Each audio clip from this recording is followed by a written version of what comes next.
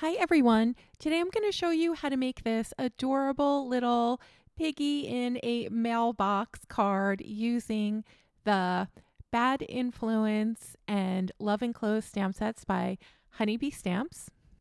So let's jump right in and get started. So this is a watercolor block by Arches. So you can either get the pads where the paper is loose and then you would tape it down to a board, or you can buy these watercolor blocks where it's already taped down for you. So the way to open it is to just put the edge of your palette knife right underneath the top there, and then you just slit it open just like a letter all the way around until you get to the other side. So I'm showing this because my first time with a watercolor block, I accidentally bought it. I thought I was buying a watercolor pad, and then I got this and I didn't know how to use it until I watched a video on YouTube. So I thought I would share with you. And I've also found that these blocks are really, really great because you don't have to tape your images down. Which just makes it really easy to use. And again, there's that little tab where you stick your palette knife when you're ready to cut the individual sheet off. So to start, since we're going to be watercoloring our images, I wanted to find a nice shade of peachy pink for our little piggy, who is going to be one of the focal images on this card. So I thought I would mix some of my colors up. So I'm taking a yellow, a red, and a white, and I'm making different shades of pink or peachy pink, just trying to figure out which of the colors is going to work nicest for our piggy. And I also thought that I could use this sheet for some other images that I'll be cutting out. So we're actually not going to use this watercolor block in this card, but our little piggy is going to be colored in these colors. So I just thought it would be fun to add this in to show you the process for how I kind of pick up colors. And now I'm just cutting this sheet off of our watercolor block, and then I'm going to set it aside. If you had time, the best thing to do would be to leave the sheet on the block until it dries and then remove it. But I wanted to use my block to do another color swatch. And for this swatch, we're going to use some blues. So we're going to start with some really light blues, and then we're going to move to some gray blues, and then to some brighter blues, and then some darker blues. And we are actually going to use this panel to cut out our mailbox. I just thought that these blues would make a really, really nice kind of dreamy mailbox shade. The blues that I'm using here are starting at the end. That's kyanite, and then cerulean, and then Payne's blue gray, and then some indigo, and then some Mayan dark blue. And I think those are all of the colors that I'm using here. So you can also use distress inks if you wanted to do a similar gradient. You could use Copic markers, or you could just use plain, single color cardstock if that's what you prefer. I've just been loving watercolor lately, so whenever I get a chance to kind of fit it into my projects, I do. So these are the two stamp sets we're going to be using. This is a little piggy from the Bad Influence stamp set that was part of Honeybee Stamps' February Valentine's release. He's so adorable. And we're going to stamp him twice because I want to show you two different color combinations to paint him with. We're going to make one pretty pinky shade, and then we're going to make another peachy pink shade with our watercolors. And then I'm just going to stamp a bunch of the envelopes from the Love Enclosed stamp set, and then we're going to watercolor those also. So we're going to watercolor them in some rainbow shades, and then we are going to also, I'll show you how to watercolor them with some gray shades in case you just want some white envelopes as well in watercolor. And then these little hearts are from the little Be Mine freebie, the little bee that was part of the release that you receive for free if you spent $60 or more. And then these little heart postal marks, I'm just going to add those to two of our letters, and then we'll get to watercoloring. So for the watercolors, I took a red, a yellow, and then a white. And I mixed those all together, and I came up with a peachy pink and then a more traditional like pale pink. This little guy that we're coloring now is the pale pink, And then the little guy up top we'll cover with some of the peachy mixture. And we're going to do 2 coats for both of our little pigs. So this is going to be the first coat, and then we'll go back after we finish the envelopes and lay down another coat. And watercolor, you don't have that much control over it. So I tried to be really careful about where I was going to add that extra dark shade. So I put it like under the ear, under the chin, and then towards the lower part of the body, and just tried to cut it off there so that it didn't bleed too much. So now let's go ahead and start with our peachy pink pig. I think this is my favorite of the 2 combinations. I think this is the most piggy color of the 2. So we're just going to go in and add that mixture, the darker parts along the edges. And then I just put a little water on my brush to kind of pull the color out from the edges into the middle. And I'm just going to color his little ear there, add a little more color along the edges, let it bleed a little bit, and then we'll let it dry and come back to it. So this is green gold, and this color I think I like, but then the color that I mixed into it, which was the sap green, I wasn't that crazy about it. Might have gotten a little contaminated with another color, I think, but we're going to fix it. The good thing about watercolor is if the color is non-staining, you can kind of just go in with some water and fix things up a little bit. So that's what I did there. And now this is Carbazole Violet. It's a really, really deep purple shade. And that's a really light wash, even though the color is pretty bright and vibrant. And then this is a more concentrated form of the pigment, and a little bit too much. So I'm just trying to take some of it out there by putting some water on my brush and then drying my brush and trying to pick up some of the excess pigment there. This is probably one of my favorite shades. This is Sleeping Beauty Turquoise, and this pigment is actually made with ground up turquoise stones from the Sleeping Beauty mine in Arizona. And I'm just going to take a thin wash of it and then add some little shadows underneath the flaps of the envelope there. I just love that turquoise.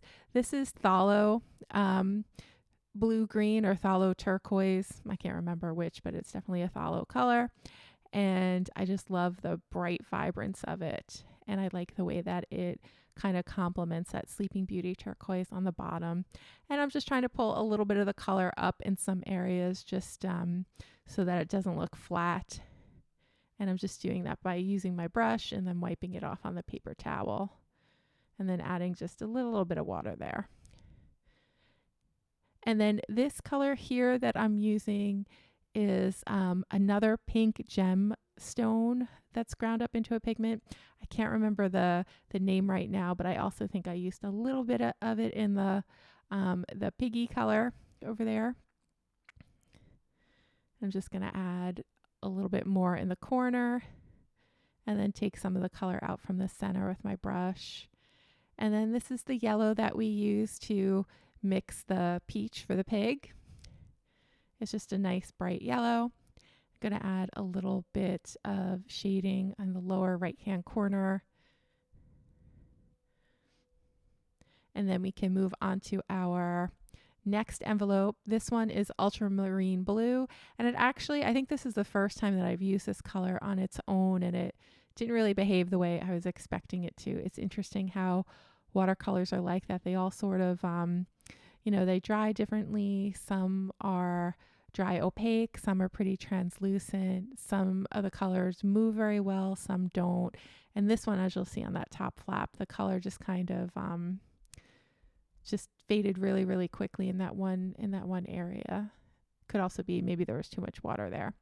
And then this is going to be our little orange envelope, and I'm using Aussie Red Gold here. This is one of my favorite colors. It reminds me of the YR23 and 24 in Copics, one of my favorite colors there. And then I just use that for a little shadowing on the yellow envelope as well. Just trying to fix that envelope. And now we're just going to use a plain red here for the little heart. So they're going to appear pretty flat. It was too small of an area to really try to get any highlights or any different shades of red going on. So I'm just going to color them all the same way. And I'm using a sable brush here, which holds a lot of water. So that's why I don't have to keep reaching back to add some more paint to my brush, because it's all kind of held in the belly of the brush there, and it just flows through the tip. So that's one of the benefits of the natural fiber brushes. And then once we're done with this, I thought that we also needed some white envelopes. So I'm going to go ahead in a second and stamp some more. But first, let's add our second coat to the little piggy.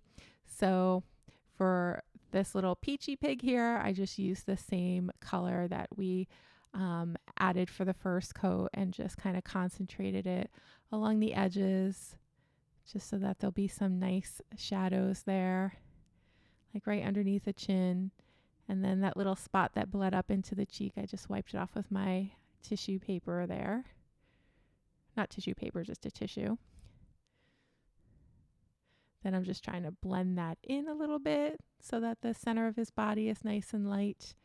And then we're going to do the same with a little pink piggy here. Just adding the color, the darker color along the edges of the body in the upper right hand corner. And then a real light wash in the center. And then a little bit more color right underneath the little cheek there. And then I'm just going to blend it together. And then we'll add our postage stamps. I'm just taking some red, and these are dry at this point, or mostly dry. So it's not going to bleed into the rest of the color around them. But still, if you are using watercolor, it's good to be careful when you do this step. Okay, for the white envelopes, I just took some Payne's gray. And for this envelope, we're going to put the gray all over the envelope and then add a darker little bit of pigment in the lower right hand corner. And that is going to fade back a little bit so it won't look that dark. And then for this one, I just added a wash of water and then some very light color along the edges. And I'm even gonna take some of the color away with my brush here. And then I made a mistake and I picked up the Mayan dark blue instead of the gray. So I'm like, okay, I guess this is gonna be a dark envelope. So I just went with it, just spreading the color out over the envelope. And now I'm going to try that technique I was going for with this one. So just a clear water wash and then very light wash of the Payne's gray along the bottom. And then the same for this envelope as well. Just a wash of water and then really light gray towards the bottom. And then for our little stamps here, I'm using a pink and then a little green. So nice light colors. And I've die cut all of our pieces off screen. So I also use the fluttering hearts or the pierced hearts cover plate here. So I after I die cut our mailbox, I also ran it through the fluttering hearts die so that we have that nice imprint on the mailbox. And then we're also going to have that same imprint on our card panel that the mailbox is going to sit on. So I want the mailbox to appear as though it's open. So I'm going to show you how to do that in a second. This is the little label for the mailbox, and I just stamped XOXO there. And then this is the little connector piece that will connect the mailbox lid to the mailbox itself. So I'm just going to attach that. And I'm just going to hold that down right here. And so now we have a little mailbox that looks like it's opening. And then I'm going to put the label, the mailbox label, on top with some foam tape. And I just love how that looks. I really like the watercolor paper here with that blue gradient. And then for our little piggy, we're going to have him sticking out of the lid for the mailbox, and we're going to have him surrounded by a whole bunch of letters. So it just is so adorable. So it looks like he is going to be going along with all these other little letters as a package to a very lucky someone to receive this little piggy. And then I will show you the sentiment that we stamped on the inside in a second that matches the card. But first, we're going to add some little hearts, and I thought having some floating hearts above the little piggy's head would be fun. So I just took some acetate, cut them into thin strips, and then we're going to add these little hearts. These hearts come from the little bee stamp and die set. And I'm going to add adhesive to the entire back here. And then I'm just going to place my little floating heart where I think it looks right and just press down with a mailbox so it sticks. And then once I have them together, I'll stick the whole thing onto the card base. And we'll just add a couple more decorations. So we'll add a little heart right here on the right of the mailbox and then another one on the left side. And now that looks pretty good to me. And so there you have it. So here is our little piggy in a mailbox cards. And the sentiment says, sending you hugs and kisses. So perfect sentiment for this adorable little card made with the mailbox die by Honeybee Stamps and the Bad Influence and Love Enclosed stamp sets. I hope you enjoyed this video, everyone, and I really hope you give this card a try. It is a lot of fun, and I think it would make a real special card for someone that you love. Thanks a lot, and I will see you again soon in the next video.